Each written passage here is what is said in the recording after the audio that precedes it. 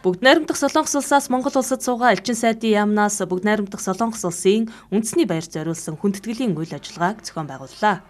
Хоёр улсын хамтын ажиллагааны хүрээнд тэмдэглэж ирсэн энэхүү үйл ажиллагаанд эдийн засаг хөгжлийн сайд учрал, улсын хурлын гишүүд, засгийн газрын төлөөлөл, Монгол дахь дипломат төлөөлөгчид болон Монгол-Солонгосын төлөв төлөөлөн хүндэт зочид өргөд оролцлоо.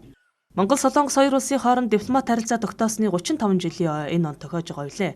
35 жилийн хугацаанд улс төр эдийн засаг, нийгэм, соёл зэрэг бүхий салбарт иж бүрэн хамтын ажиллагааг хөгжүүлж иржээ.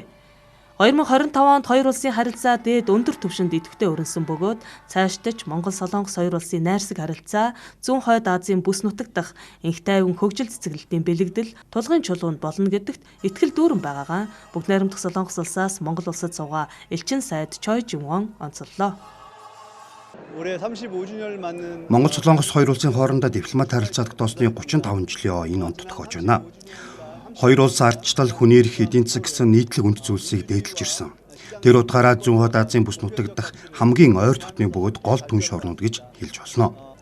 Сүүлийн жилүүдэд Солонгос иргэд Монгол улсын өв соёлтой танилцаж Монголд аялахыг маш их хүсдэг болсон. Иргэд хоорондын харилцаа бол яах аргагүй хоёр улсын харилцааг түшиж явдаг гол үндэс суурь юм а. Солонгос үндэсний үндэслэгч 5 гүн одоогоос 4000 жилийн тэртээ анхныхаа төр улсыг байгуулж түмэн олонд сайн сайхныг дэлгэрүүл гэсэн үзэл санааг дэвшүүлж байсан. Тиймээс энэ өдрийг Солонгос улсын үндэсний баяр болгон тэмдэглэдэг уламжлалтай.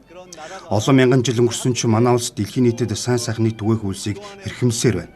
Монгол-Солонгос хоёр орны хамтын ажиллагаа улам өргөжнө гэдэгт итгэлтэй байна.